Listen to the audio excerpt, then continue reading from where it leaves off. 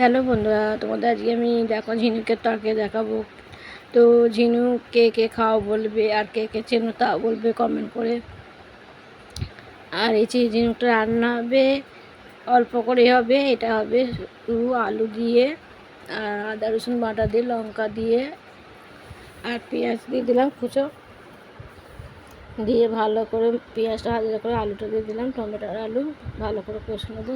আর ঝিনুকটা তো আগেই সেদ্ধ করে নিলাম। আর এই ঝিনুকটা কেউই খায় না, খাওয়ার মধ্যে গেলে আমি খাবো একটু আর আমার মা।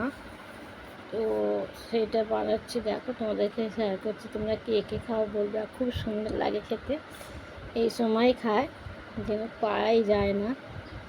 তো আমাদের পাড়ায় এসেছিলো বিক্রি করতে, তো একটু নিলাম আমার মতন।